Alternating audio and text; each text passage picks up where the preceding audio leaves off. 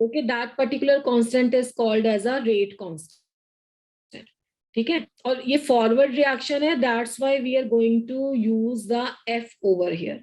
This is a rate constant for the forward reaction. Concentration of A raised to power A, concentration of B raised to power B. You can call this equation as equation number 1. I think now you people are understanding कि rate of the forward reaction मैंने कैसे लिखा। सब बच्चों को समझ में आ रही है? Forward reaction मतलब लेफ्ट से राइट रिएक्शन है, और किसी भी रिएक्शन का रेट किस पे डिपेंड करेगा? कंसंट्रेशन के प्रोडक्ट के रिएक्टेंट। ये आई क्या लिखा है? तो सर्कल लगा देती हूँ। इस आई, इसको आई समझ लो, 1 समझ लो। दिस इज अ रोमन में मैंने 1 लिखा है, वैसे इसको अगर आपको कंफ्यूजन, आप ए भी लिख सकते हो, ठीक है। ए बी से इक्वेशन लिखी, सिंपल ए से लिख लो, it's up to you. I told you a number of times कि बी ऑन म्यूट। तो this is the equation number 1। अब ठीक है बच्चा, आप सर्कल लगा दिया मैंने, ठीक है। इसका इसके साथ कुछ नहीं है कनेक्शन, कोई टर्म नहीं है, ये सिर्फ इक्वेशन नंबर 1 है। ओके बच्चा, अब आ जाओ rate of the backward reaction पे। Rate of the backward reaction. Backward reaction कौन सा है बताओ, कौन किस में कन्वर्ट हो रहा है? बिल्कुल, प्रोडक्ट टू रिएक्टेंट, दोनों सही बोल रहे हो आप लोग। प्रोडक्ट टू रिएक्टेंट मतलब सी डी अब की बार रिएक्टेंट है और ये हो गया प्रोडक्ट। तो अब आएगा rate of the backward reaction, concentration of C, concentration of D, और रेस टू पावर क्या बन जाएंगी? C and D. Rate of the backward reaction के लिए हम रेट के पैर में बी लगा देंगे। This is the rate of the backward reaction. बोलो बेटा।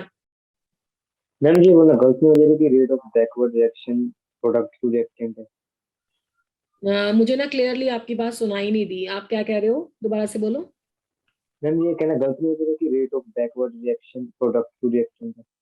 Rate of the backward reaction में ये ज्यादा अप्रोप्रिएट आंसर है कि now the reactants are C and D and the products are A and B, ठीक है। This is a more appropriate to say, ठीक है। बैकवर्ड रिएक्शन भी बोलना सही है, क्योंकि इसमें कुछ ऐसा नहीं कह सकते हैं, but more appropriate is now the reactants are this and product is this. Okay बेटा। और rate of the backward reaction is absolutely correct statement, उसमें कोई प्रॉब्लम नहीं होएगा। Rate of the backward reaction मतलब इस रिएक्शन के बारे में हम बात कर रहे हैं जो सी डी से ए बी कन्वर्जन है, इसका ये मतलब है। ये कुछ गलत नहीं माना जाएगा आपका, इसी पैटर्न में हम चलेंगे। दिस इज इक्वल टू, अब यहाँ पे एक कांस्टेंट फिर से इंट्रोड्यूस कर रहे हैं, ए बी, बिल्कुल। कंसंट्रेशन ऑफ सी रेज़ और ये हो गई आपकी इक्वेशन नंबर 2, जिसको मैंने फिर से सर्कल लगा दिया। अब आपको कंडीशन पता है इक्विलिब्रियम की, तो एट इक्विलिब्रियम क्या हो गया? एट इक्विलिब्रियम हो गया rate of the forward reaction become equal to the rate of the backward reaction, ठीक है। तो ये बैकवर्ड रिएक्शन लिखा था तभी तो मैं यहाँ पे इंट्रोड्यूस करूंगी ना। तो अब rate of the forward, rate of the backward मतलब इक्वेशन नंबर 1 एंड 2 का लेफ्ट हैंड साइड बराबर है, तो राइट हैंड साइड आप इक्वल रख लो। Kf is equal to concentration of A raised to power A, concentration of B raised to power B is equal to Kb, concentration of C raised to power C, concentration of D raised to power D, ठीक है। अब इस equation में देखो Kf और Kb दो constant हैं, तो Kf अपॉन Kb दोनों कांस्टेंट्स की एक रेशो ले लेंगे एक साइड पे, और दूसरी साइड पे कंसंट्रेशंस की रेशो आ जाएगी। इसको मैं ऐसे लिख देती हूँ, concentration of A raise to power A and concentration of B raise to power B.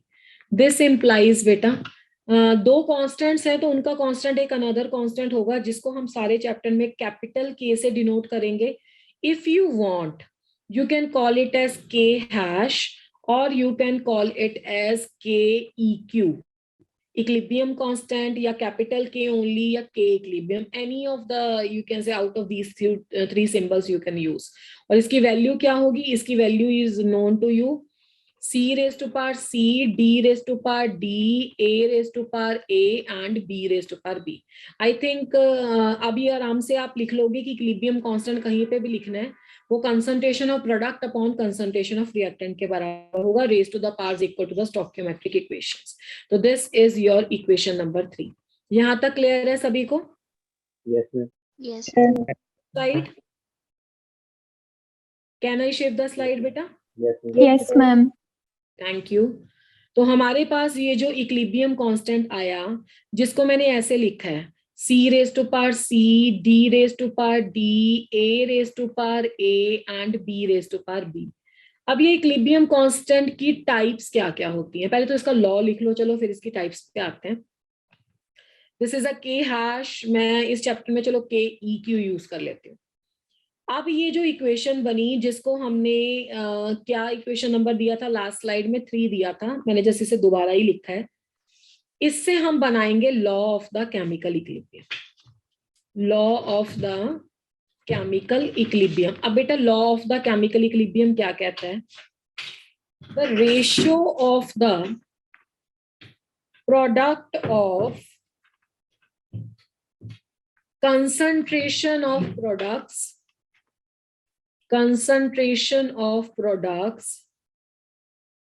to that of reactants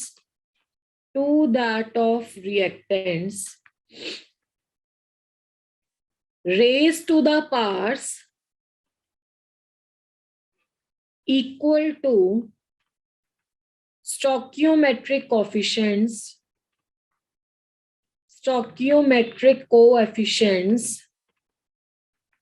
coefficients is constant at a constant temperature। देखो जो मैंने ऊपर की 2 लाइन लिखी है वो तो आपको समझ में आ गई होंगी कि द रेशो, किन 2 चीजों की रेशो लेनी है? The product of the concentration of the products, एक प्रोडक्ट के बारे में बात की गई है, multiply, product of multiply of concentration of the products means whatever are the products of this reaction, जो इसके आंसर आ रहे हैं, to that of the reactants, ठीक है, this is a constant and that constant is equal to the equilibrium constant। और ये constant एक particular temperature पे constant है। This is the very very important statement। Toward the end of this chapter मैं इसका graph भी पढ़ाऊंगी, इसकी temperature के साथ वेरिएशन भी बताऊंगी, एक्सोथर्मिक एंडोथर्मिक के लिए, इसके लिए वॉन हाफ इक्वेशन भी कराऊंगी। This is a very important thing. मतलब अभी आपको ये नॉलेज हो गई है कि ये जो आप के इक्विलिब्रियम ले रहे हो ये किसका फंक्शन है, किसका फंक्शन है बच्चा? टेम्परेचर का, बिल्कुल टेम्परेचर का। जब तक आप रिएक्शन का टेम्परेचर चेंज नहीं करते हो तब तक आपका के इक्विलिब्रियम का वैल्यू कांस्टेंट रहता है। और वो कांस्टेंट कैसे निकाला जाएगा? It can be calculated by the ratio of these 2 terms. ये 2 टर्म्स कैसे आई हैं, क्या है, वो आपने डेरिवेशन से देख लिया। तो लॉ ऑफ टेम्परेचर पे फर्क पड़ता है। हाँ जी, ये टेम्परेचर पे डिपेंड करता है। बाकी अगर मैं डिफरेंट, हाँ मैं बोल रही हूँ, मैं बता रही हूँ आपको सारी चीजें, आगे सुन लो पहले। Let me complete the statement, then if still you people are left with a doubt फिर से पूछना, आई विल स्टॉप। ओके, ये टेम्परेचर का फंक्शन है, टेम्परेचर पे डिपेंड करता है। बट अब देखो ना, ये रेशो है। अब आपके दिमाग में आ रहा होगा कि मैडम ये तो कंसंट्रेशन की टर्म में है, तो कंसंट्रेशन पे भी डिपेंड करना चाहिए, प्रेशर पे भी डिपेंड करना चाहिए, या जो भी आप इसको जिस टर्म में लिखते हो उस पर डिपेंड करना चाहिए। It is a ratio of the 2 terms. जब आपके C D A B define होंगे ना, तब आपको पता लगेगा कि नेट ये कंसंट्रेशन पे डिपेंड करता है या नहीं करता। देखो टेम्परेचर पे तो करता है, मैंने लॉ पे बता दिया। अब आपका क्वेश्चन है कि मैम सिर्फ टेम्परेचर पे डिपेंड करता है, तो मेरा आंसर ये है। मैथमेटिकली देखो, सी डी ए बी की वैल्यू अगर 1 1 हुई, ठीक है, तो आपके कंसंट्रेशन स्केयर ऊपर यूनिट आ गए, कंसंट्रेशन स्केयर डिनोमिनेटर में यूनिट आ गए, दोनों कैंसिल आउट हो गए, तो एक कांस्टेंट फैक्टर आ गया या नहीं? उस केस में ये कंसंट्रेशन पे डिपेंड नहीं करता। बट इन केस आपका जो क्वेश्चन पेपर में आ गया, ये न्यूमेरिकल जो पेपर में सॉल्व करने को आया, अगर उस क्वेश्चन में न्यूमिनेटर या डिनोमिनेटर में किसी के भी बोथ जो स्टोइकियोमेट्रिक कोफिशिएंट है उनकी वैल्यू सेम नहीं आती, मान लो कंसंट्रेशन का क्यूब ऊपर है और कंसंट्रेशन का स्क्वायर नीचे है, मीन सी प्लस डी का सम ए प्लस बी के बराबर नहीं आता है, तो उस केस में जो रिजल्टेंट फैक्टर बचेगा उसके हिसाब से कंसंट्रेशन से वो चेंज होगा। Is it clear? तो that is depending upon your stoichiometric coefficients. अब बोलो। ओके जी, तो कैन आई मूव अहेड ना?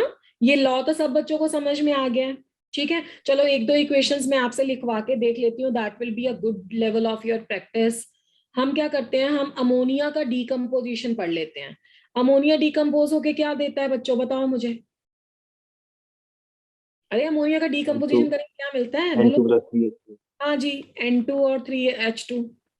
और ये भी गैशियस है, ये भी गैशियस। अच्छा पहले टाइप्स बता दूं फिर, क्योंकि गड़बड़ हो जाएगी नहीं तो हमारे बच्चे कैसे लिखेंगे, सबको कंसंट्रेशन लिख देंगे।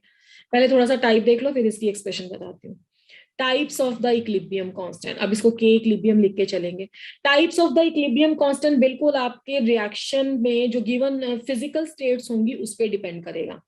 मान लो आपके पास रिएक्टेंट गैशियस थे, ये स्मॉल ए भी गैशियस फॉर्म में था, ये बी वाला भी गैशियस फॉर्म में था, और इक्लिबियम आपके पास आ गया, और सी और डी भी गैशियस स्टेट में है। ऐसे इक्लिबियम को बोलते हैं होमोजीनियस इक्लिबियम। कोई बता सकता है बच्चा मुझे इसे होमोजीनियस इक्लिबियम क्यों कहते हैं? मैम क्योंकि इसमें कोई नॉन यूनिफॉर्म थ्रू आउट नहीं की कंपोजिशन में। हाँ, इसमें physical state reactant and product की सेम है, ठीक है ना। मतलब reactant and products all are in the gaseous state, this is called as a homogeneous equilibrium. मैं लिख नहीं रही हूँ, वर्डिंग से ही सुन लेना, ठीक है। होमोजीनियस इक्लिबियम का मतलब क्या होता है बच्चा? सारे रिएक्टेंट एंड प्रोडक्ट की फिजिकल स्टेट सेम हो, सभी गैसेस में है, सब सॉलिड में है, सब लिक्विड है, तो that is called as homogeneous. Heterogeneous का मतलब क्या होता है कि रिएक्टेंट या प्रोडक्ट में कुछ डिफरेंट स्टेट्स हैं। मान लो कि कोई एक सॉलिड स्टेट में है, बाकी सब आपके लिक्विड स्टेट में है, तो उस इक्लिबियम को क्या बोलेंगे? हेट्रोजीनियस। ये एक होमोजीनियस इक्लिबियम है, और यहाँ पे गैशियस स्टेट है। तो गैशियस स्टेट के केस में क्या हम क्या बोलेंगे? इसको केसी बोलेंगे क्या? इसको के इक्लिबियम भी बोल सकते हो, या कंसंट्रेशन की टर्म में लिखा है केसी भी लिख सकते हो। मैं नीचे अभी इंट्रोड्यूस करूंगी इसको, ठीक है।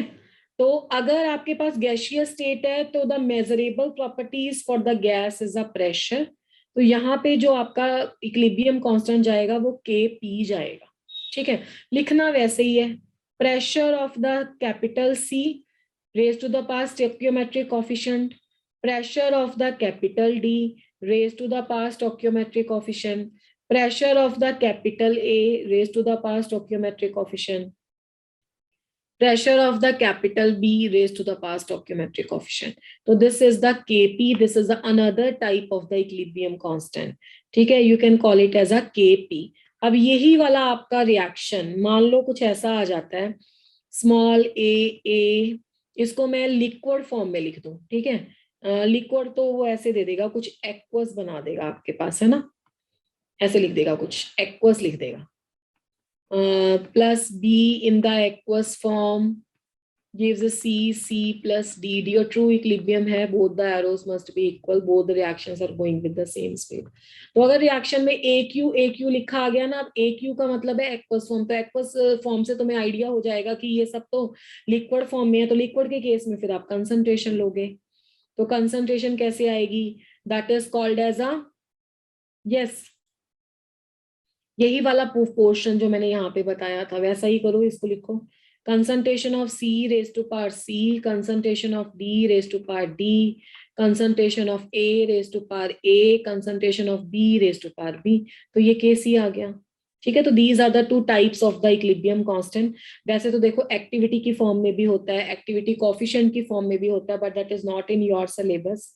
तो आपको केसी केपी तक की रिस्ट्रिक्टेड है, तो उसको नहीं बताऊंगी मैं। तो ये यहाँ तक ये शीट क्लियर है, यहाँ तक तो कोई इशू नहीं है किसी को? चलें फिर आगे। Yes ma'am. अच्छा हाँ, अब मैं वो क्वेश्चन देती हूँ जो मैं आपको बोल रही थी, decomposition of ammonia. Decomposition of ammonia कैसे होता है, ये आप इसका एक्सप्रेशन दोगे मुझे, है ना। You will give the expression of के इक्लिबियम।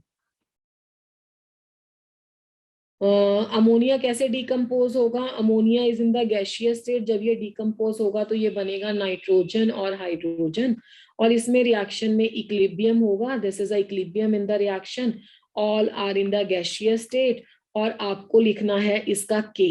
तो आप पहले तो बताओ कि के लिखोगे, के सी लिखोगे, के पी लिखोगे, व्हाट यू विल राइट, और उसका एक्सप्रेशन क्या होगा? केपी। अब बताओ कैसे करोगे एक्सप्रेशन?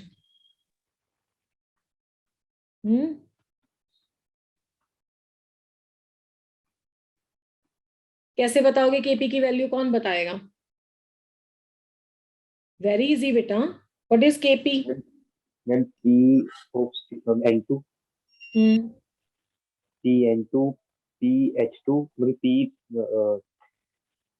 PNH2 और मतलब इसको स्टोइकियोमेट्रिक कोएफिशिएंट 3 आ जाएगा, और अपॉन में ए में NH3 आ जाएगा नीचे में। पर ये सब कुछ करने से पहले आपको इक्वेशन को बैलेंस जरूर करना है। मैंने इक्वेशन छोड़ी थी ऐसे, ठीक है, तो कर दिया करेंगे। हाँ करना पड़ेगा बिल्कुल। तो इसको आप 2NH3 कर लो तो ये N2 आ जाएगा और ये 3H2 आ जाएगा, ठीक है। बाकी आप सही बोल रहे हो।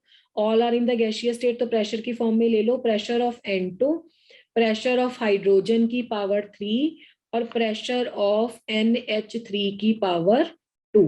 ठीक है, अब ऐसा करते हैं, अब मैंने आपको बोल दिया कि आप लोगों को ना प्रेशर जो लेना है वो ATM में लेना है, एटमॉस्फेरिक यूनिट में लेना है। अब आप लोग मुझे बताओगे कि इस पर्टिकुलर एग्जाम्पल के अकॉर्डिंग केपी का कोई यूनिट है या नहीं है। No ma'am. नो मैम, ध्यान Yes. से देखो जरा, चेक। मैम कांस्टेंट तो अरे कांस्टेंट तो है, मैंने अभी तो तुम्हें बताया था कि इसका यूनिट होगा या नहीं होगा वो आपकी गिवन इक्वेशन पे डिपेंड करता था। क्या सारी क्लास को लगता है कि इसमें केपी का कोई यूनिट नहीं होगा? मैम होगा। होगा। मानसी कौन सा होगा फिर, क्या लगता है? जब मैंने आपको प्रेशर का यूनिट दे दिया वाई, मैम बार। अरे बच्चा जब मैंने एटमॉस्फेयर में बोल दिया प्रेशर है तो बाकी कैलकुलेशन में दिक्कत क्या है तुम्हें? Pressure atmosphere, that's it. और यहाँ पे प्रेशर का क्यूब है तो एटमॉस्फेयर की पावर 3 हो गई। प्रेशर का यूनिट क्या होता है? ATM होता है, बार होता है, टॉर्शर होता है, पास्कल होता है। मान लो वो कह रहा है कि एटमॉस्फेयर है, ठीक है, तो आप उसको ले लो। यहाँ पे एटमॉस्फेयर का स्केयर हो गया। Now you people can understand it. 3 + 1 4 हो गया, 4/2 2 हो गया। तो यानी कि एटमॉस्फेयर स्केयर जो भी यूनिट दिया होगा, जिन्होंने बार भी बोला, जब मैंने कह दिया क्वेश्चन में एटमॉस्फेयर तो एटमॉस्फेयर यूज कर लो, अगर पेपर में बार आता तो बार यूज कर लो। तो यहाँ पे ये केपी यूनिट रखेगा, यहाँ पे ये एक कांस्टेंट फैक्टर नहीं आएगा। This is what I was telling you in the last to last slide कि केपी का यूनिट स्टोइकियोमेट्रिक कोएफिशिएंट पे डिपेंड करेगा। अब देखो जरा इस इक्वेशन के स्टोइकियोमेट्रिक कोएफिशिएंट झट से बता दो। रिएक्टेंट में कितने हैं? 2, और प्रोडक्ट में टोटल कितने हो गए? 4। तो मैंने क्या बोला था कि जब A + B का सम और जब C + D का सम बराबर नहीं हो, जब रिएक्टेंट के स्टोइकियोमेट्रिक कोएफिशिएंट और प्रोडक्ट के स्टोइकियोमेट्रिक कोएफिशिएंट का बराबर सम नहीं है, तो आपके पास यूनिट आएगा। और यूनिट कैसे कैलकुलेट करना, वो आप ऐसे कैलकुलेट कर सकते हो। क्लियर हो रहा है बेटा? Yes ma'am. चलो फिर मुझे नेक्स्ट इक्वेशन को पहले बैलेंस करो और जल्दी जल्दी बताओ। इसका भी मैं गैसियस फॉर्म कर देती हूँ। This is again the gaseous form और बनता है SO3। पहले इसको बैलेंस करो और फिर इसका आंसर बताओ।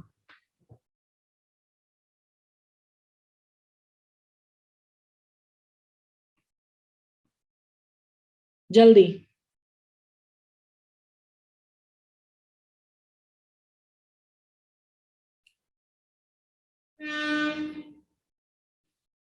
चलिए इक्वेशन की बैलेंसिंग कौन बताएगा? This is SO2। बोलो मैम 2SO2। 2SO2 और 2SO3। 2SO2 and 2SO3। अब केपी की वैल्यू बताओ। Ma'am SO3 raised to power 3 raised to power 2 आ जाएगा, तो आएगा ना। PSO2 SO2 raised to power 2 and pressure of O2। अगर ये गैसेस से थोड़ा सा कोलाइड कर रहा है तो हम इसे थोड़ा सा गैस को ऊपर लिख देते हैं।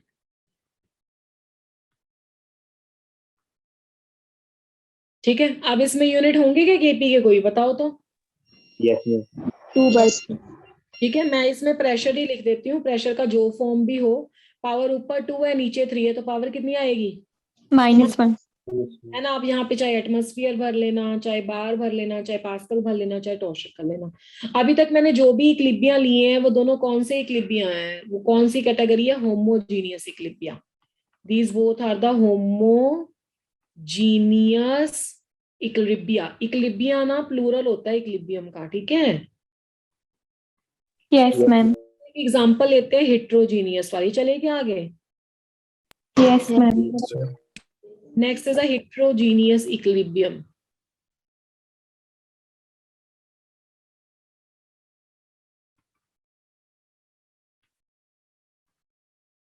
फॉर एग्जाम्पल जैसे कैल्शियम कार्बोनेट है, इसने दिया CaO + CO2। फिजिकल स्टेट देखो, यहाँ पे कैल्शियम कार्बोनेट की स्टेट है सॉलिड, कैल्शियम ऑक्साइड की स्टेट भी है सॉलिड, और कार्बन डाइऑक्साइड की स्टेट है गैसियस। पहले तो मुझे ये बताओ कि इसमें के कौन सा आएगा फिर उसके बाद चलते हैं आगे। के क्या लिखूं? तो दोनों आ सकते हैं, मतलब के सी भी लिख सकते हो, के पी भी लिख सकते हो, ठीक है। अगर मैं के पी लिखूंगी तो मैं आपको एक रिलेशनशिप अभी थोड़ी देर में पढ़ाऊंगी जिससे के पी और के सी में रिलेशनशिप निकाल के आप उसका कन्वर्जन कर सकते हो, ठीक है। दोनों आ सकते हैं, इसमें कोई प्रॉब्लम नहीं है इसमें। अच्छा, तो अगर मान लो कि मैंने इसका के पी लिखा, ठीक है, तो केपी की फॉर्म में प्रेशर किसका आएगा? कार्बन डाइऑक्साइड का, है ना। अब क्या ये दो चीजें प्रेशर एक्सर्ट करती हैं? नो। नो। हमारे पास एक स्टेटमेंट होती है जिसे आप बोलते हो solids are almost incompressible, compress नहीं हो सकते, पता है ना तुम्हें बेटा, ठीक है। तो इसका वैल्यू कोई भी प्रेशर का नहीं आएगा और केपी आएगा आपका PCO2 ओनली। अच्छा, अब इसका यूनिट क्या आएगा? Pressure, pressure. जो भी दिया हुआ, late it be the ATM। अच्छा, अब इसी क्वेश्चन का अगर मैं केसी लिखूं तो क्या आएगा? इस इक्वेशन का मुझे केसी लिखना है तो क्या आएगा? देन प्रोडक्ट की कंसंट्रेशन ओवर रिएक्टेंट की कंसंट्रेशन। अभी आपको लग रहा है कि प्रोडक्ट की कंसंट्रेशन अपॉन रिएक्टेंट की कंसंट्रेशन आएगी। अब मेरी बात ध्यान से सुनना। मैम CO2 की आएगी। हाँ, शाबाश, गुड गुड गुड गोइंग। देखो, अब इसमें दो चीजें सॉलिड स्टेट में हैं, और सॉलिड स्टेट में अगर कोई सब्सटेंस, आप तो अब थर्मोडायनेमिक्स भी पढ़ चुके हो, थोड़ा ज्ञान तो लेके आए हो थर्मोडायनेमिक्स का भी आज साथ में। सॉलिड के केस में अगर वो प्योर स्टेट में या प्योर सब्सटेंस है इन द स्टैंडर्ड स्टेट, तो सॉलिड स्टेट में जो स्पीशीज होगी उसकी कंसंट्रेशन यूनिटी होती है। उसकी कंसंट्रेशन क्या होती है? यूनिटी। तो आपको जो इक्विलिब्रियम कांस्टेंट मैंने बताया, दो बताए थे, एक तो केसी बताया और एक केपी बताया। केपी तुम्हें कब यूज करना है? जब गैसियस स्टेट हो, और केसी तुम्हें कब यूज करना है? जब लिक्विड स्टेट हो। अगर तो ये आ गए होमोजीनियस इक्विलिब्रियम में, तब तो कोई प्रॉब्लम नहीं है, सारे गैसियस होंगे, सारे लिक्विड होंगे। पर अगर हेट्रो आ गया और बीच में किसका इन्वॉल्वमेंट हो गया? सॉलिड का, तो तुम ये टेक्निक यूज करोगे कि सॉलिड स्टेट की कंसंट्रेशन हमेशा 1 होती है, और सॉलिड स्टेट का प्रेशर भी ऑलमोस्ट कांस्टेंट होता है, ना के बराबर होता है चेंज, वो भी नहीं मान के चलोगे। तो यहाँ पे केसी की वैल्यू में भी सिर्फ कंसंट्रेशन CO2 की ही आएगी, क्योंकि कंसंट्रेशन और प्रेशर में अभी हम रिलेशनशिप निकालेंगे, जिससे आपने अगर केपी कैलकुलेट किया है इसी के लिए, तो आप इसको चेंज कर सकते हो। तो पेपर में ये बहुत हेल्प करेगा आपको, ठीक है। ध्यान में रहेगा ये, बताओ? Yes ma'am. Yes ma'am. ठीक है, तो मेरे ख्याल से now till this point you people can write the expressions for the KC KP, और तुम्हें ये भी याद रहेगा कि हमें कौन सी स्टेट इग्नोर करनी है, कौन यूनिटी लेना है, that is a solid state. ठीक है, चलिए आगे फिर। Yes ma'am. चलो, नेक्स्ट टॉपिक है relationship between KC and KP. देखो बेटा, एक दो बातें बोलनी है मुझे केमिकल इक्विलिब्रियम चैप्टर के बारे में। केमिकल इक्विलिब्रियम चैप्टर में से मोस्ट इंपॉर्टेंट क्वेश्चंस जो हैं, या मुझे बोलना चाहिए ज्यादा प्रोबेबिलिटी न्यूमेरिकल्स की होती है, न्यूमेरिकल प्रॉब्लम्स आपको करनी होती हैं। तो मैंने ये स्ट्रेटेजी प्लान किया है कि आज आप इसका जो प्रोसीजर है, इसकी जो कैलकुलेशंस हैं, वो सारी बहुत अच्छे से समझ लो मेरे से। और नेक्स्ट क्लास जब हमारी होगी, दैट इज अ टुमारो, तो कल आप सारे फॉर्मूले, all the fundas, all the techniques that I am telling you, वो आप लर्न करके आओगे, मतलब सीख के आओगे। कोई डाउट होगा तो मेरे से पूछोगे, and will solve the some of the questions, ठीक है। Otherwise will try to give the assignment for this chapter to you. Is that clear? Yes ma'am. Yes ma'am. क्योंकि क्लास में हमारे पास इतना टाइम नहीं है कि हम बहुत ज्यादा क्वेश्चन सॉल्व कर सकें। फिर भी आज आप समझ लो, सारे डाउट क्लियर कर लेना कल, और कल थोड़े से इसके क्वेश्चन भी लेंगे, और मुझे थोड़ा आयनिक भी कल थोड़ा सा स्टार्ट करना है। तो relationship between KC and KP, इसलिए मैं बहुत धीरे पढ़ा रही हूँ ताकि आपको ये समझ में आ जाए अच्छे से। ये देखो, रिलेशनशिप कैलकुलेट करना बहुत आसान है, आइडियल इक्वेशन, गैस इक्वेशन लगा के हम कर लेंगे। मान लो हमारे पास PV is equal to nRT ideal gas equation के लिए, ideal gas equation I have used. अगर मेरे पास system under the consideration ideal है तो मैंने क्या किया, V को दूसरी साइड पे शिफ्ट कर दिया और P और RT को इस साइड पे शिफ्ट कर दिया। अब N/V क्या बनता है बच्चों? Number of moles per unit क्या बनता है? यस, कंसंट्रेशन बनती है। हाँ जी, कंसंट्रेशन बनती है। इसको P/RT हो गया। तो यानी कि अगर आपको किसी भी स्पीशीज की कंसंट्रेशन को प्रेशर में बदलना है या प्रेशर को कंसंट्रेशन से बदलना है, तो कंसंट्रेशन को प्रेशर में बदलने के लिए P/RT कर दो, प्रेशर को कंसंट्रेशन में बदलने के लिए मल्टीप्लाइड बाय C के मल्टीप्लाई में RT कर दो। तो this is a technique we are going to use in the conversion of Kc to Kp। ठीक है, तो हम क्या करेंगे, हमारे पास देखो इक्वेशन क्या थी, हमारे पास ये था ना, A plus B give C plus D। हमने क्या किया, हमने इसमें एक्सप्रेशन कंसंट्रेशन का लिख लिया, और अब की बार मैं कंसंट्रेशन को स्क्वायर ब्रैकेट में सिंपल C लिख देती हूँ ताकि आप जल्दी जल्दी से वैल्यू पुट कर सको। Kc इसमें क्या आ जाएगा, concentration of C raise to power C, concentration of D raise to power D। जो बच्चे नहीं समझ पा रहे हैं वो 3C देख के कंफ्यूज मत हो जाना, अभी जान लो, ये C कंसंट्रेशन का सिंबल है, ये प्रोडक्ट है, और ये आपका स्टोइकियोमेट्रिक कोफिशिएंट है। दैट्स व्हाई मैं कंसंट्रेशन स्क्वायर ब्रैकेट ही लगा देती हूँ। बिल्कुल ऐसा हो सकता है, आपको तो समझ में आ रहा है, बाकी बच्चे कंफ्यूज ना हो जाए। और मुझे लगता है अगली स्लाइड पे ही कर लेते हैं, है ना। चलो हाँ, मैं कंसंट्रेशन ही लगा देती हूँ। You people may get confuse कि मैंने इतने सारे C क्यों लिख दिए हैं। तो A प्लस B रिएक्शन दोबारा नहीं लिखते हैं, सीधा Kc से चलते हैं। Kc is equal to concentration of C raised to power C, concentration of D raised to power D, concentration of A raised to power A, concentration of B raised to power B। Concentration के लिए क्या conversion था, देखो concentration के लिए था P/RT। ठीक है, तो concentration is equal to P/RT। तो जहां पे कंसंट्रेशन है वहां पे आप प्रेशर लिख सकते हो। तो कंसंट्रेशन ऑफ C की जगह क्या आ जाएगा, प्रेशर ऑफ C/RT। ये मैंने सिर्फ कंसंट्रेशन की जगह लिखा है और power C as it is रहेगी। अब कंसंट्रेशन ऑफ D की जगह क्या रहेगा, pressure of D divided by RT, और इसकी पावर जो है वो D ही रहेगी। सिमिलरली प्रेशर ऑफ A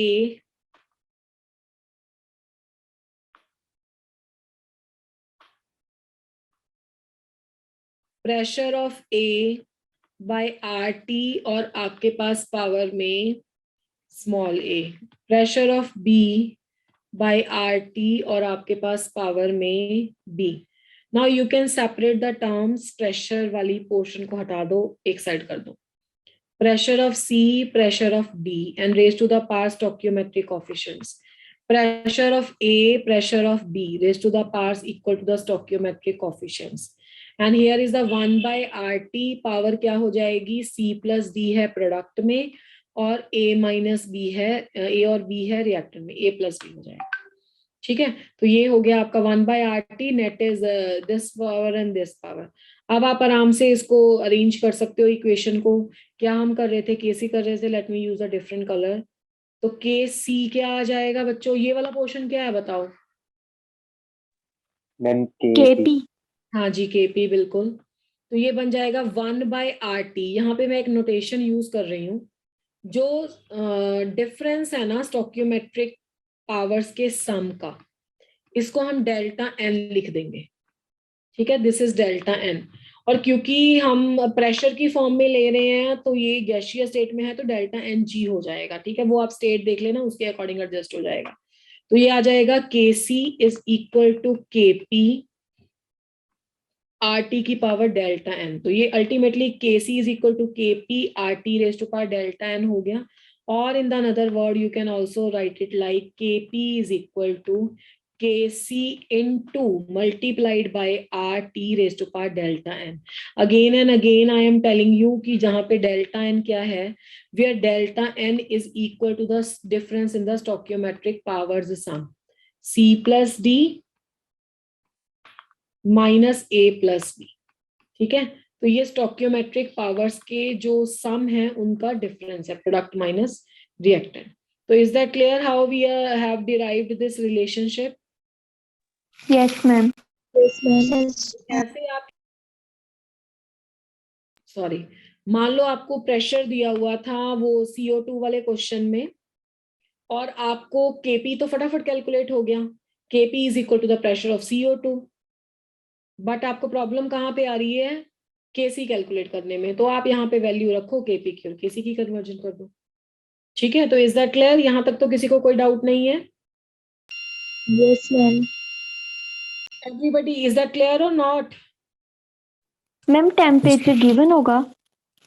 बेटे टेम्परेचर आपका ये स्टैंडर्ड कंडीशन में ना 298 केल्विन होता है. ठीक है, यस मैम.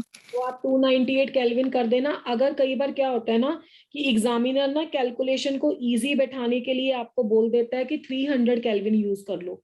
तो अगर आप एग्जामिनर न्यूमेरिकल के साथ लिख दे कि all this process is occurring at 300 kelvin, फिर आप 300 लेना. अगर मेंशन नहीं किया हुआ तो आपको 298 केल्विन लेके चलना. Yes ma'am. Yes ma'am. Yes ma'am. चलो ठीक है जी. Now let's check out. एक क्वेश्चन दे आपको इसका, will you solve it? Yes, Yes. ma'am. Try करोगे? चलो Yes, ma'am. ओके बेटा, तो ये मैं स्लाइड शिफ्ट कर रही हूँ.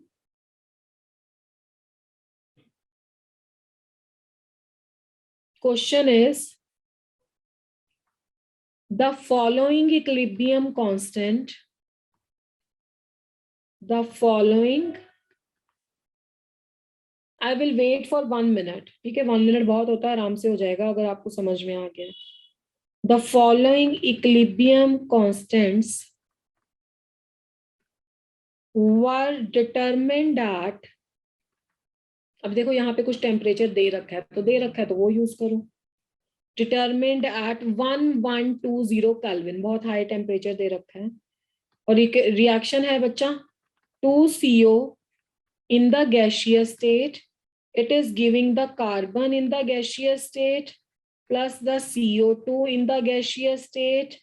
और इस रिएक्शन के लिए Kp1 मतलब फर्स्ट रिएक्शन है, और रिएक्शन में ऑफ कोर्स इक्विलिब्रियम है, C+C2 बनता है और C बनता है सॉलिड स्टेट में, मतलब हेट्रोजीनियस इक्विलिब्रिया की बात हो रही है. C है सॉलिड स्टेट में, CO2 in the gaseous state and CO is also in the gaseous state. और यहाँ पे Kp1 की वैल्यू दे रखी है 10⁻⁻14 पर एटमॉस्फेयर. अब देखो यहाँ पे यूनिट भी है, वो यूनिट क्यों आया है आपको ये नॉलेज है. ठीक है, दूसरा इसने रिएक्शन दे रखा है CO in the gaseous state plus the Cl2 in the gaseous state and the equilibrium is there and the COCl2 this is in the gaseous state. और इस रिएक्शन में Kp2 की वैल्यू उसने दे रखी है 6 × 10⁻³ 6 × 10⁻³ पर एटमॉस्फेयर. अब क्वेश्चन पूछ लिया what is the equilibrium constant Kc for the following reaction at the same temperature. Following reaction at the same temperature. ठीक है, अब नीचे एक केमिकल रिएक्शन और उसने बता दिया कि carbon in the solid state plus carbon dioxide in the gaseous state plus 2Cl2 that is giving, that is also in the gaseous state, that is giving us 2COCl2 in the gaseous state.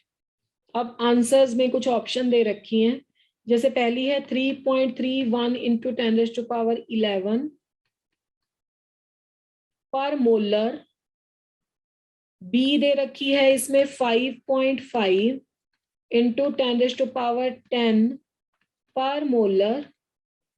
सी दे रखा है बच्चा 5.51 into 10⁻6 पर molar.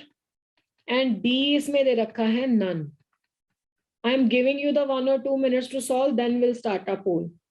ठीक है, try करो एक बार, चलो नहीं आता तो आई विल टेल यू।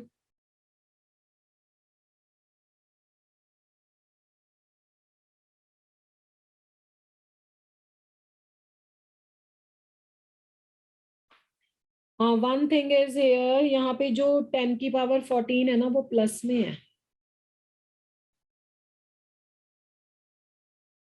दूसरे वाली माइनस में ही है।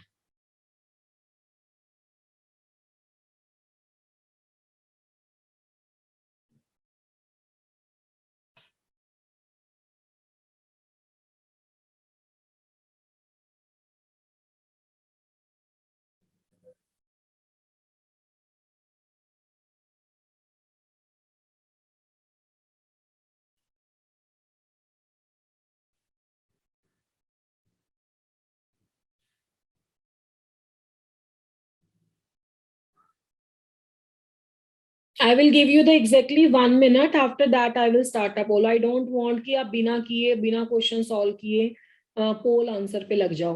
मैं थोड़ा हिंट देती हूँ जो बच्चे सॉल्व कर रहे हैं।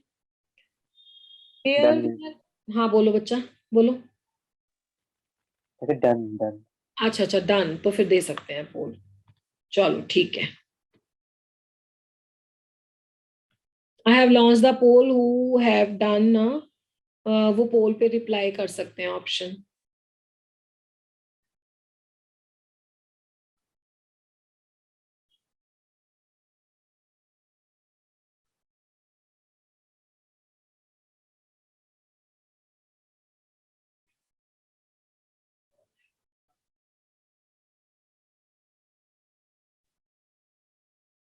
पूरी क्लास में से 10 से 12 बच्चे पार्टिसिपेट कर रहे हैं पोल में, रेस्ट आराम से बैठे हो आप लोग।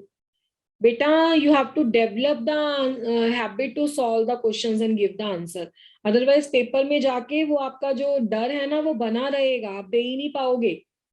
बार बार मैं हर रोज आपको कहती हूँ कि आप पार्टिसिपेट किया करो पोल में, टेस्ट भी दिया करो जो आपके वीकेंड पे होते हैं।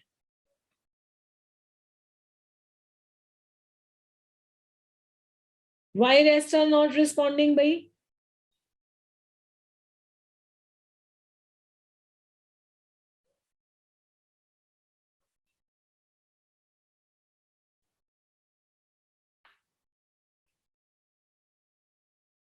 Good going. 15 to 20 students are still the 23 students. 30, हाँ 23, 24 तो बिल्कुल भी कोई आंसर नहीं कर रहे हैं।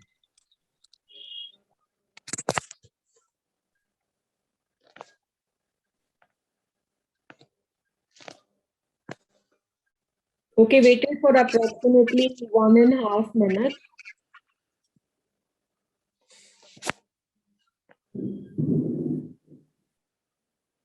Most of our students are having the confusion regarding the 1 and the 2 option. Okay, I am ending the poll. Let's have a discussion on this question. Okay, I am sharing the result with you. You can see कि आप किस category में हो A, B, C, D में से। Okay, बच्चा। Okay, for those who have solved this question, हाँ जी, क्या लगता है आपको? मैं ये ऑप्शंस हटा देती हूँ अभी, so that we get to know। पहले क्वेश्चन को ना अच्छे से जान लो कि क्वेश्चन क्या रहा है। देखो, everybody please be on mute. Yes, you want to ask anything? बोलिए। मैम जो आपने लास्ट इक्वेशन लिखी है उसमें कुछ गलत नहीं है? मैंने क्वेश्चन आपको बिल्कुल सही दिया है बेटा, यही इक्वेशन है। Carbon in the solid state CO2s and 2Cl2 and is giving the 2COCl2, बिल्कुल ठीक है, कुछ भी गलत नहीं है इसमें। यस। चलो देखते हैं कहाँ पे कंफ्यूजन है, आपको भी क्लियर हो जाएगा। क्वेश्चन था क्या? पहली इक्वेशन आपको दी हुई थी कि we are having the 2CO that is giving us C plus CO2, ठीक है, and another equation is CO plus Cl2 gives COCl2। अच्छा पहले तो मुझे ये बताओ, जिन जिन स्टूडेंट्स ने क्वेश्चन को सॉल्व किया था, whether they are getting the answer as the first option या उन्होंने ऐसे ही लगा दिया है? कितने स्टूडेंट का फर्स्ट या सेकंड ऑप्शन आंसर आया था? How many of you have got this answer? Ma'am power के बेस पे कर दिया। Okay okay okay good. कैसे आया मुझे नहीं पता, खैर चलो देखते हैं। आपको लग रहा है इन इक्वेशन में कनेक्शन कुछ, कैसे ये इक्वेशन ऑब्टेन हुई है, how these two equations are arranged to give the this answer?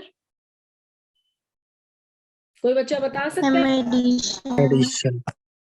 Addition से। अच्छा, आपको लगता है ये दो इक्वेशंस एडिशन से आ जाएंगी? मैं तो वही पूछ रहा था कि एडिशन से होगा तो आएगा नहीं। हाँ, एडिशन से होगा तो नहीं आएगा, है ना?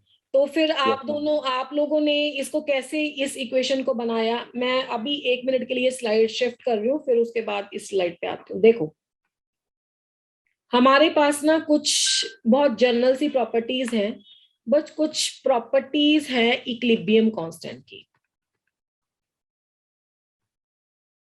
देखना जरा ध्यान से। अगर मेरे पास कोई ये इक्वेशन है ना, a plus B gives C plus D plus D, इस इक्वेशन के लिए कुछ इक्विलिब्रियम कांस्टेंट K1 दिया हुआ है, ठीक है? तो मैंने अगर इस इक्वेशन को रिवर्स कर दिया, इस इक्वेशन को ऐसे लिख दिया,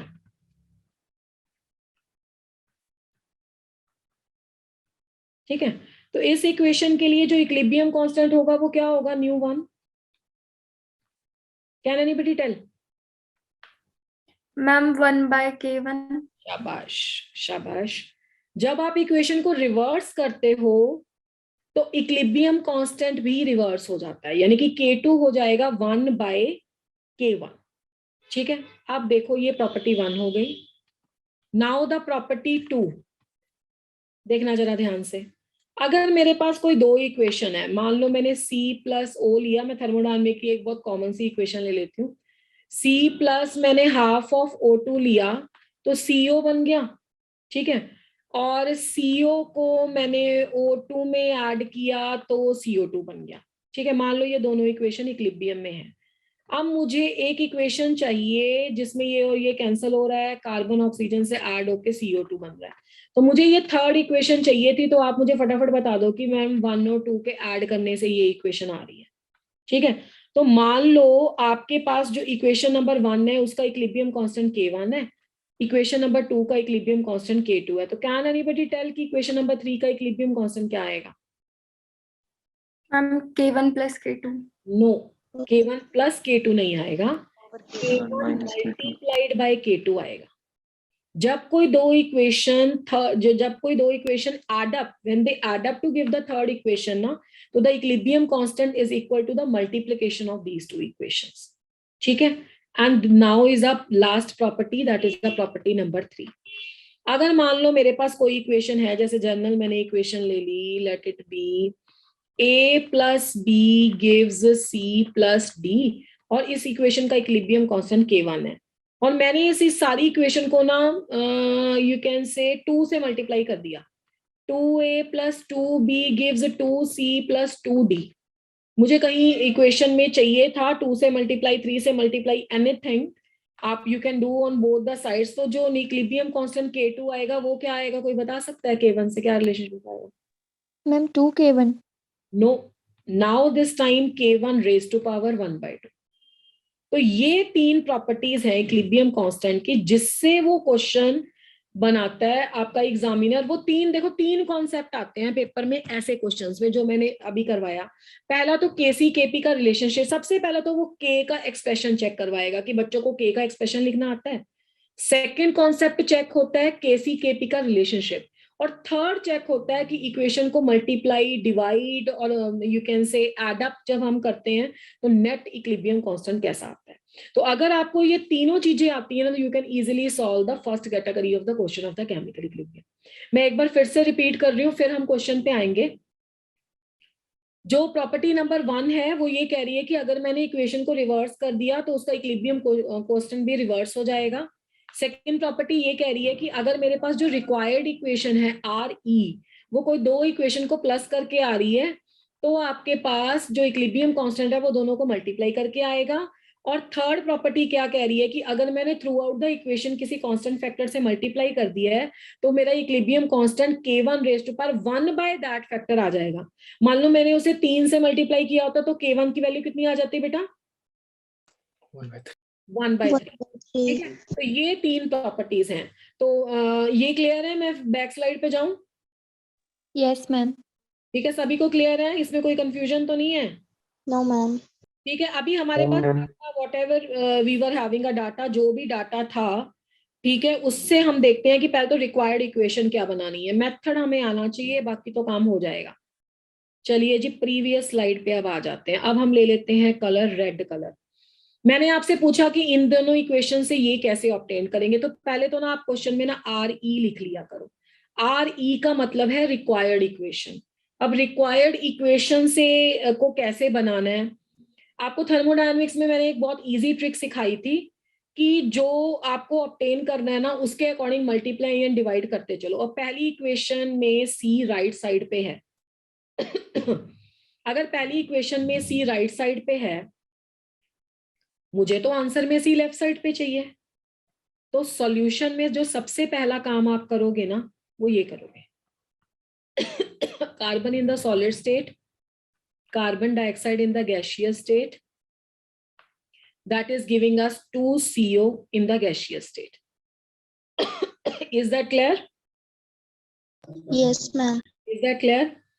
इक्वेशन कोई गलत नहीं है, डाटा में थोड़ा था यहाँ पे -E, पर इट्स ओके। ये भी आ गया तो आपको क्वेश्चन निकालना आना चाहिए। ज्यादा से ज्यादा मुझे ये बोल देते कि ऑप्शन में मैम पावर ये आती है, तो ये आपके पास आ गई इक्वेशन। तो अगर मान लो, मैं दोनों तरह से कर रही हूँ, जिन बच्चों ने आंसर दिया उनके हिसाब से भी, K+14 के हिसाब से भी कर दूंगी, don't worry about that. Now let us suppose, पहले ऑप्शन के आंसर के हिसाब से देख लेते हैं।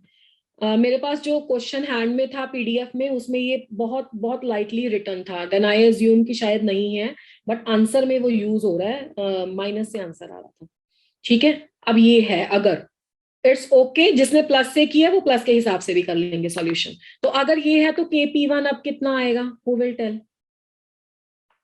If this is K10 raised to power minus of 14, now it will be 10 raised to power plus 14। ठीक है, और यस मैम। यूनिट में भी बच्चा ATM -1 नहीं आएगा, अब क्या आ जाएगा? ATM। चलो ठीक है, इतना हमें समझ में आ रहा है। अब उसके बाद इक्वेशन में क्या क्या हमारे पास आ गया? C और CO2 तो आ गया। ठीक है, तो दिस इज अ CnCO2। अब C और CO2 के बाद हमारे पास Cl2 है। नेक्स्ट वाली इक्वेशन में Cl2 लेफ्ट साइड पे है या राइट हैंड साइड पे है? Right side. लेफ्ट।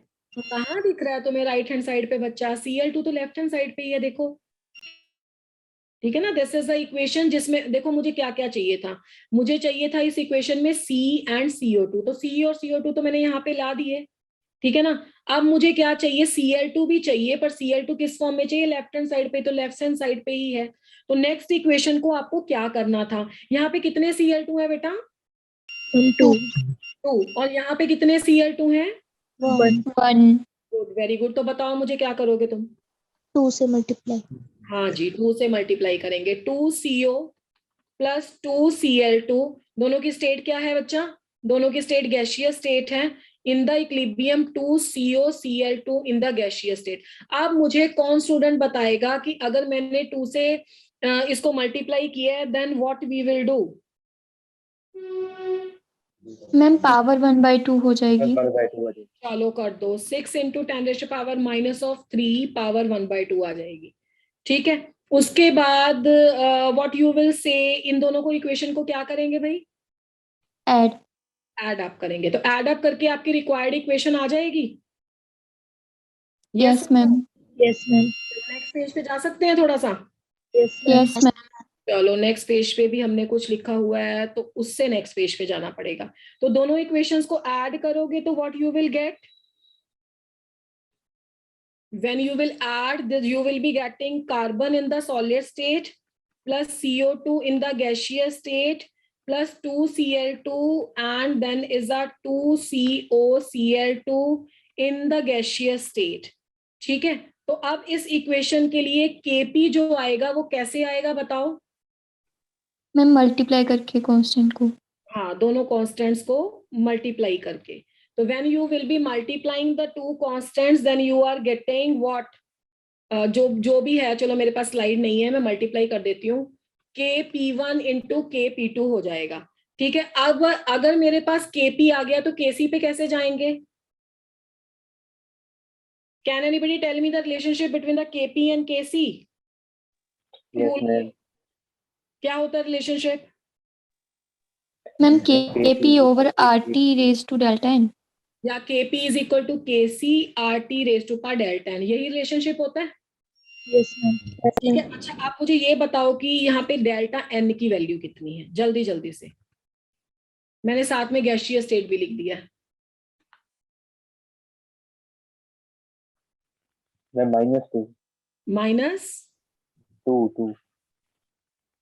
-2 कैसे आया आपका? प्रोडक्ट में तो बेटा 2 है। Number of moles of product in the गैसीय स्टेट क्या है? 2। Number of moles of reactant in the गैसीय स्टेट क्या है? 3। तो नंबर डेल्टा n कितना आ गया? Number of moles of product minus number of moles of reactant, कितना आ जाएगा? रिएक्टेंट में 4 नहीं है, -1. सॉलिड 2 को + 1 1 होता ना, सॉलिड को नहीं लेना होता। Yes ma'am. ठीक है, तो आपके पास आंसर क्या आ जाएगा? -1। उसके बाद आपके सिंपल कैलकुलेशन ही है। अगर आपके पास KC कैलकुलेट या KP जो भी आपकी कैलकुलेशन। अच्छा, R की कौन सी वैल्यू लेंगे, ये कैसे चेक करोगे? What would be the value of the R that you will take? 0.0821. This is a value of R and the temperature would be given 1120. ठीक है, this is a temperature factor और power -1 हो गया और KP आपके पास आ गया KP1 into KP2। This is how you will go for the calculation. Okay, अच्छा ये कैसे डिसाइड करते हो आप लोग कि कौन सी वैल्यू लेते हैं R की? What are the units of R? Anybody, what is the unit of R? बिल्कुल गैसीय स्टेट हमें याद नहीं है। हाँ, PV is equal to nRT होता है बेटा। Yes, ma'am. तो इसमें R क्या आएगा? PV by NT. PV by NT। Pressure क्या होता है? Atmosphere. हाँ जी होता है, पर फोर्स बाय एरिया भी होता है। Yes, ma'am. वॉल्यूम को मैं एरिया इंटू लेंथ लिख दूं, चल जाएगा? Yes, ma'am. Yes, ma'am. ठीक है, and divided by number of mole को मोल लिख दूं? Yes, ma'am. केल्विन लिख दें? Yes, ma'am. एरिया से फोर्स इंटू लेंथ क्या बन गया? वर्क बन गया। Divided by mole multiplied by kelvin. अब वर्क का क्या यूनिट होता है, कौन बताएगा? What is the unit of work? Joule. Joule, बिल्कुल, joule per mole per kelvin. ठीक है बेटा, तो this is a unit, joule per mole per kelvin. अगर आपके पास है यूनिट तो 8.314 लेते हो। इसकी जगह पे एटमॉस्फेयर लीटर है तो 0.0821 लेते हो। इसकी जगह पे कैलोरीज है तो आप अप्रोक्सीमेटली 2 या 1.98 लेते हो। Is that clear? Yes. ठीक है, okay.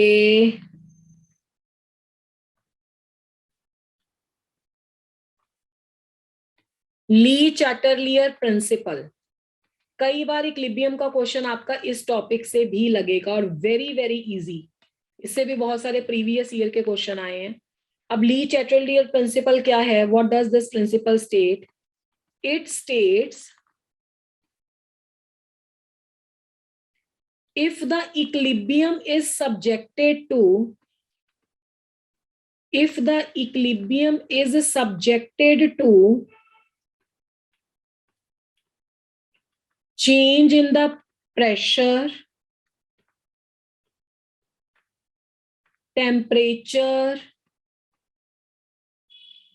or volume, then the equilibrium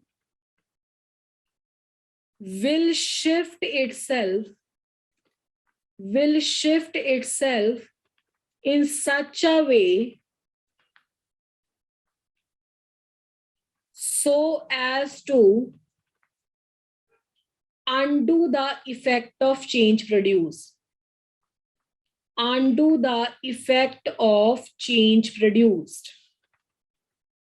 देखो बेटा, the equilibrium is known as a metastable state. It is a one of the metastable state. Metastable state का मतलब होता है कि it is a one of the stable state. मतलब जब आप इक्विलिब्रियम को डिस्टर्ब करोगे तो वो वापस से अपनी स्टेट रीगेन करेगा. अब इक्विलिब्रियम की जब हमने कैरेक्टरिस्टिक प्रॉपर्टीज लिखी थी तो हमने एक पॉइंट बोला था कि किसी भी रिएक्शन में जब इक्विलिब्रियम एस्टेब्लिश होता है ना, तो उसकी सारी मेजरेबल प्रॉपर्टीज क्या हो जाती हैं? कांस्टेंट हो जाती हैं. और जब उसकी सारी मेजरेबल प्रॉपर्टीज कांस्टेंट हो जाएंगी, then what will you do? जितनी भी मेजरेबल प्रॉपर्टीज जो कांस्टेंट होगी, अगर उनमें से किसी को भी मैं चेंज करूं तो इक्विलिब्रियम अपने आप लेफ्ट राइट मूव करेगा, इस तरह से अपने आप को शिफ्ट करेगा ताकि जो चेंज किया है वो अनडू हो जाए, दोबारा से इक्विलिब्रियम एस्टेब्लिश हो जाए. इसको जब आप एग्जांपल से पढ़ोगे तो ज्यादा अच्छे से क्लियर होगा. जैसे पहला मैम टू चेंज इन क्या लिखा है सेकंड लाइन में? it states that the equilibrium is subjected to the change in the pressure, temperature or volume. Then the equilibrium will shift itself in such a way so as to undo the effect of change produced. अब जैसे first point आ गया, effect of the change in the concentration. Effect of the change in the concentration. ठीक है, concentration की change करने से क्या आता है? अब जैसे मैंने एक रिएक्शन ले लिया, A plus B plus B और ये फॉर्म कर रहा है C and D.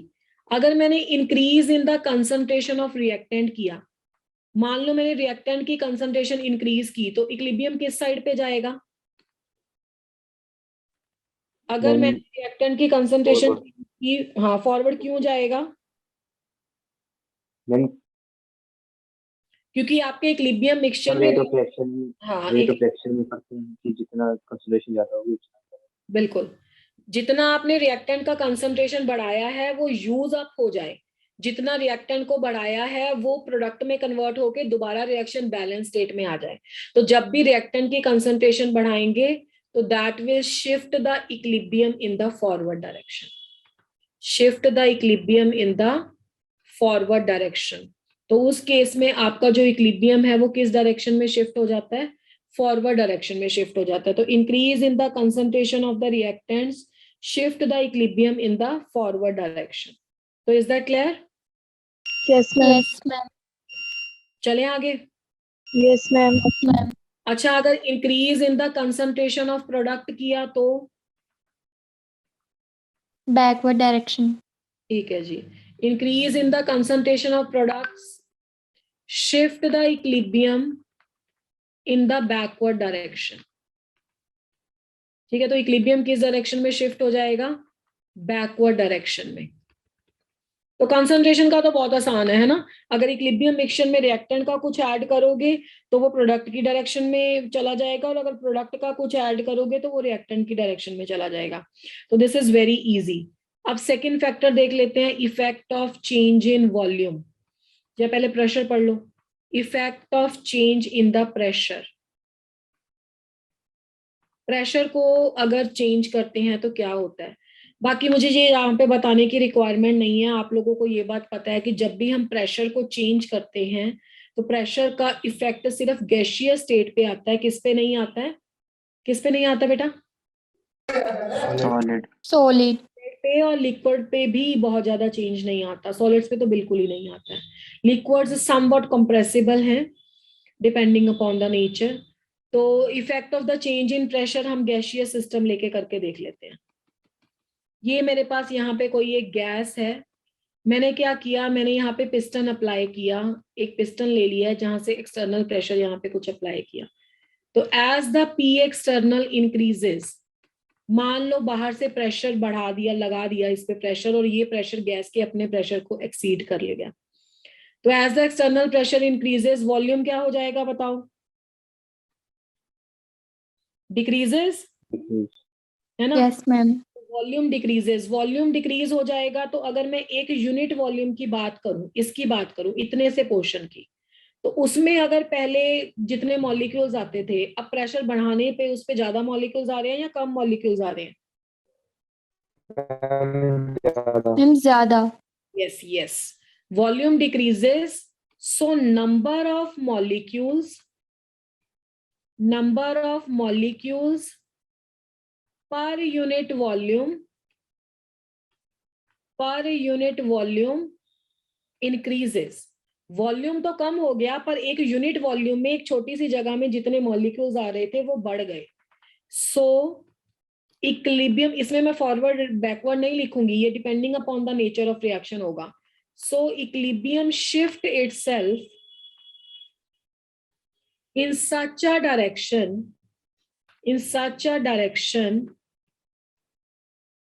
so as to, या आप सिंपली लिख लो इसको नंबर ऑफ मॉलिक्यूल्स की फॉर्म में। सो equilibrium shift itself in the direction of less number of molecules. ऊपर वाले से कनेक्ट करते हैं। नंबर ऑफ मॉलिक्यूल्स क्या हो गए, बढ़ गए ना।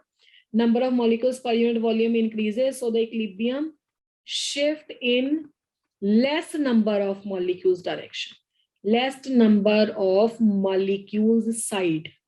अब ये कैसे पता लगाएंगे, ये ऐसे पता लगाएंगे। देखो जैसे अभी तुमने अमोनिया की रिएक्शन लिखी थी, मैंने डीकम्पोजिशन लिखी थी, अब मैं इसकी फॉर्मेशन लिख देती हूँ। ये है अमोनिया की फॉर्मेशन। अब देखो पहले ही मैं बता रही हूँ number of molecules of reactant side कितने हैं, 4। देखो आपको गैसियस स्टेट ही लेनी होती है, सॉलिड नहीं लेना ना, यहाँ पे तो सॉलिड है ही नहीं है। Number of molecules of product कितने हैं, 2। ठीक है, अगर हमने प्रेशर इंक्रीज किया तो वॉल्यूम डिक्रीज हो गया। Number of molecules per unit volume, molecules per unit volume भी क्या हो गए, इंक्रीज हो गए। सो शिफ्ट होगा अब लेस वाली डायरेक्शन में, लेस मॉलिक्यूल्स वाली डायरेक्शन में। अपने गिवन रिएक्शन में लेस मॉलिक्यूल वाली डायरेक्शन कौन सी है, फॉरवर्ड या बैकवर्ड? फॉरवर्ड। फॉरवर्ड। तो इस पर्टिकुलर क्वेश्चन में वो फॉरवर्ड होगा, पर इसको मैं यूनिवर्सली फॉरवर्ड नहीं ना बोल सकती। इसी रिएक्शन को मैं उल्टा करके लिख दूं तो आंसर उल्टा आ जाएगा, बैकवर्ड आ जाएगा। ठीक है, तो आपको रिएक्शन की सेंस से आंसर देना। अब एक क्वेश्चन मैं आपसे पूछ लेती हूँ, चलो इसी सेक्शन से। मान लो ये क्वेश्चन है 2SO2 gives SO2 या 2SO3 कर लेते हैं इससे।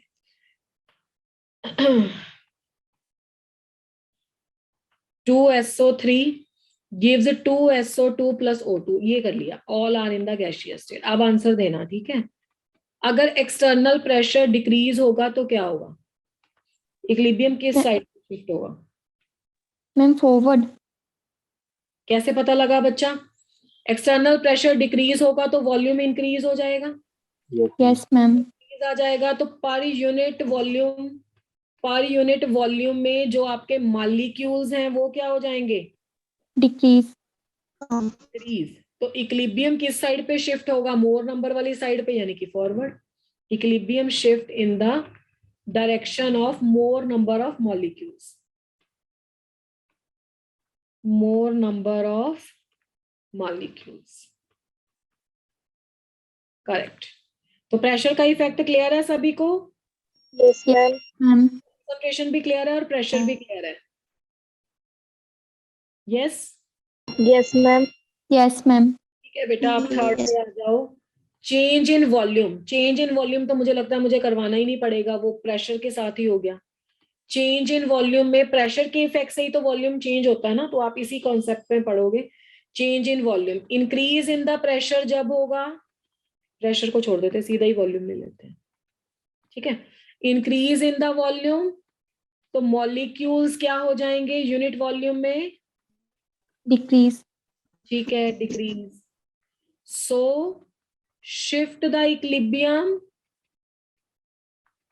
in the direction of more number of molecules, ठीक है, more number of molecules and vice versa. Is that clear बेटा? इसमें तो कोई प्रॉब्लम नहीं है? Yes ma'am. मैम चलो ठीक है, तो 4, एक मिनट लास्ट स्लाइड कर। हाँ रुको। वॉल्यूम इंक्रीज होगा तो पर यूनिट वॉल्यूम में आपके नंबर ऑफ मॉलिक्यूल डिक्रीज हो जाएंगे। तो इक्विलिब्रियम को अनडू करना है इफेक्ट, तो वो मोर नंबर ऑफ मॉलिक्यूल्स वाली डायरेक्शन में शिफ्ट हो जाएगा। ये बिल्कुल ऊपर वाले पॉइंट जैसा ही है, बिल्कुल यही लिखा है मैंने, सेम वर्डिंग है, बस उसमें प्रेशर का कॉन्सिक्वेंस आया था, इसमें सिर्फ वॉल्यूम ही लिखा है। Done ma'am. अच्छा ठीक है। फोर्थ आ जाओ बेटा, effect of change in temperature.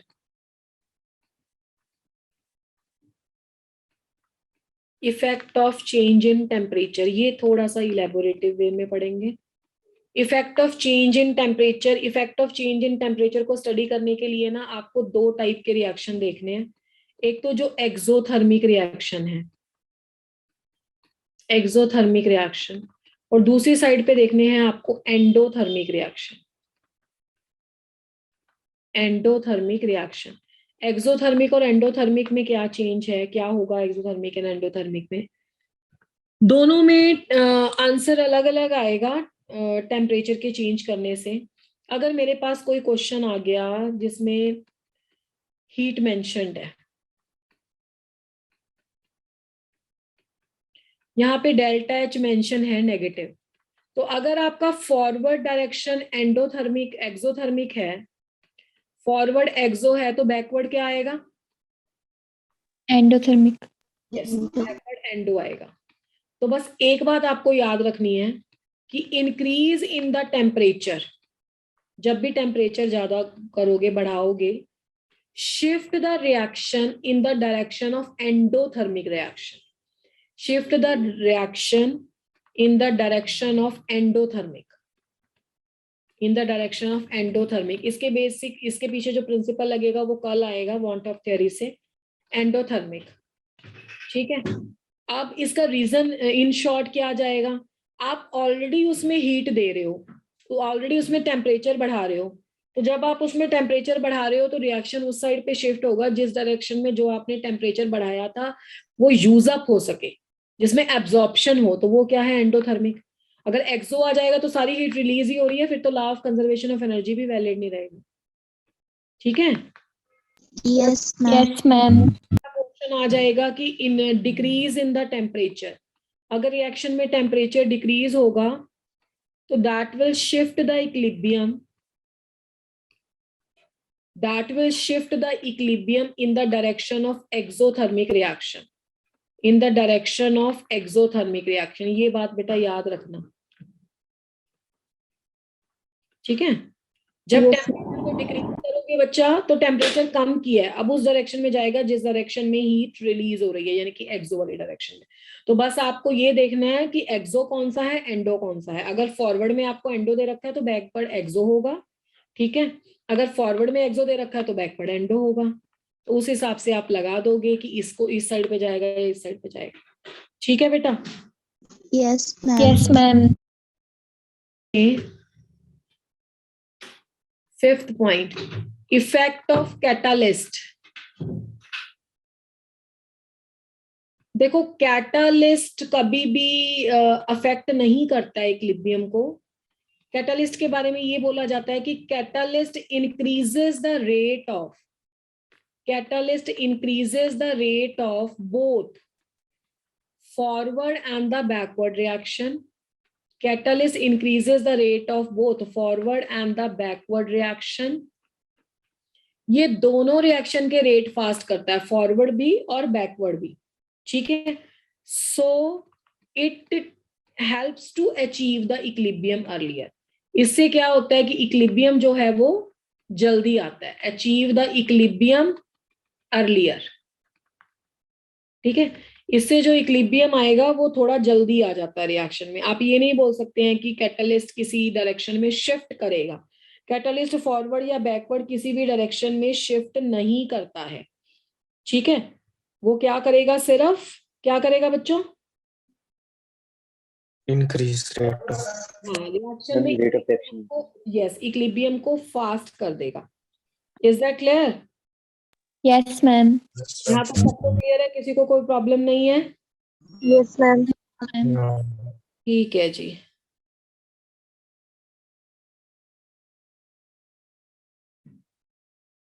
तो एक रिएक्शन ले लेते हैं आपका डीकम्पोजिशन ऑफ अमोनिया का, उस पे आप सारे लगा सकते हो। ठीक है,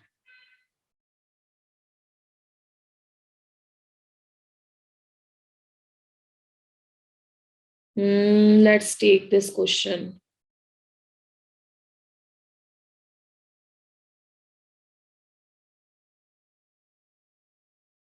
एक मेरे ख्याल से मिस इंटरप्रेट हुआ है पीछे कॉन्सेप्ट, चलो let me check it.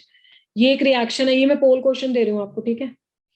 N plus O2 gives 2NO and this is a K1 and then is a 2NO gives N2 plus O2. This is a K3, ठीक है। ये K1 है, ये K3 है। आपको मुझे बताना है relation between K1 and K3, relation between K1 and K3। पोल ले रही हूँ बेटा मैं थोड़ा जल्दी जल्दी।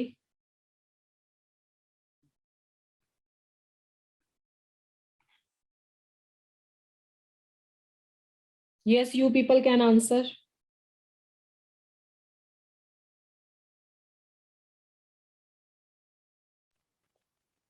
Ma'am option. Yes, हाँ कैसे लिखेंगे बच्चे? K1 बराबर K3 बच्चा जी, और K3 is equal to 1/K1, और आप ले सकते हो K1 is equal to 2K3, और मेरे ख्याल से नेक्स्ट ले सकते हो K3 is equal to 2K1। चलो अब लो ABCD। यस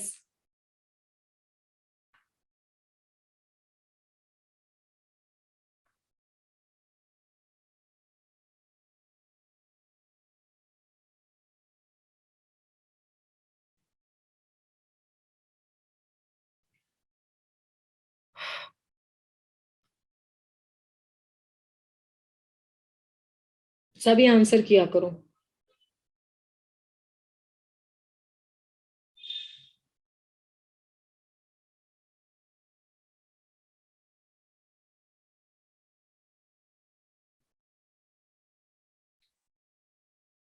ठीक है, I am ending a poll because we are going out of a time. अभी बहुत क्लियर नहीं है आप लोगों को ये कॉन्सेप्ट, क्या लगता है बेटा क्या होगा? Ma'am B. B is a correct answer. Yes, B is a correct answer. हाँ, one thing more. Tomorrow I am going to take the calculations. मुझे लगता है शायद कुछ misinterpret हो सकता है। मैं एक बार let me you can say take the questions tomorrow. Then we will try to summarize this concept again. मेरी तरफ से केमिकल इक्विलिब्रियम का बेसिक्स मैंने बता दिया, कल क्वेश्चंस पे फोकस करेंगे थोड़ा। जिन्होंने बी आंसर दिया है सही है, जिन्होंने नहीं दिया कोई कमी आपको रह गई है अभी, तो कल क्वेश्चंस में भी क्लियर करेंगे। ठीक है बेटा? Yes ma'am. Chalo, see you tomorrow. Now you have to take the another class. Okay जी, okay बच्चा। Thank you ma'am.